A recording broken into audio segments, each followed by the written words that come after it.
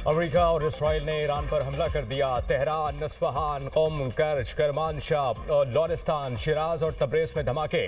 सेहनी forces ने Tehran में हुकूमती मराकज़ और सदारती महल को निशाना बनाया। इसराइल ने ईरान के मेहराबाद एयरपोर्ट को भी निशाना बनाया। फारस न्यूज़ एजेंसी के मुताबिक इसराइल ने ईरान के 30 मकामात को निशाना बनाया। 7 मिसाइल, सदारती महल और सुप्रीम लीडर खामनाई के भी कंपाउंड को भी निशाना बनाया। जनूबी तेहरान में मुतादिद वजारतों के दफातर को भी निशाना बनाया गया। तेहरान के स्टॉक एक्सचेंज क्रैश कर गई। ट्रेडिंग मअतल। ईरान में फौज और इंटरनेट सर्विस मअतल। ईरान ने फ़ज़ाई हुदूद बंद कर दी। ईरानी वजारत सेहत के मुताबिक अस्पताल अलर्ट।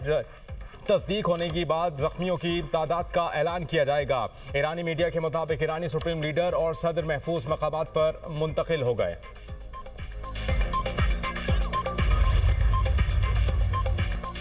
ईरान का इसराइल पर जवाबी हमला। तेल अवीव धमाकों से गूंज उठा। हैफा में भी धमाके। इसराइली फौज के शहरियों को बंकर्स में मुंतकिल होने की हिदायत। ईरानी हमलों के बाद इमरजेंसी नाफिज। इसराइल भर में स्कूल बंद। अवाम को घरों से काम करने की हिदायत। इसराइली फ़ज़ाई हुदूद भी बंद कर दी गई। इसराइली फौजी हुकाम ने कहा ईरानी हमलों को रोकने के लिए दिफाई निज़ाम फ़ाल कर दिया है। ख़तरे से निमटने के लिए दिफाई निज़ाम ऑपरेट कर रहे हैं। रॉयटर्स के मुताबिक कतर में अमरीकी सफारत खाने ने अपने अमले को पनाहगाहों में मुंतकिल कर दिया। ईरान ने जवाबी कार्रवाई को फतह खैबर का नाम दिया।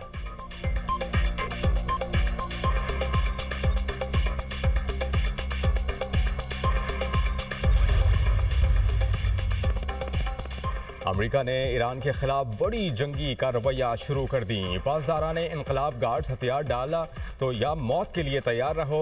अमरीकी सदर डोनाल्ड ट्रंप ने कहा कि ईरानी फौज के पास 2 ऑप्शंस हैं, इस्तिस्ना या मौत। हम ईरान की बहरिया को ख़त्म करने जा रहे हैं। हमारा मकसद अमरीकी शहरियों को हर सूरत महफूज बनाना है। ईरानी रजीम की जानिब से ख़तरे को ख़त्म कर रहे हैं। ईरान तवील फासले तक मार करने वाले मिसाइल बना रहा था। तेहरान जौहरी हथियार नहीं रख सकता। इस बात को यकीनी बनाएंगे कि ईरान कभी जौहरी हथियार हासिल ना कर सके। ईरान के खिलाफ अमरीकी और इसराइली ऑपरेशन कई दिन तक जारी रह सकता है। अमरीका का जानी नुकसान भी हो सकता है। ईरानी शहरियों की आज़ादी की घड़ी करीब आ चुकी। हथियार डालने वाले अहलकारों को मुकम्मल तहफ़्फ़ुज़ दिया जाएगा।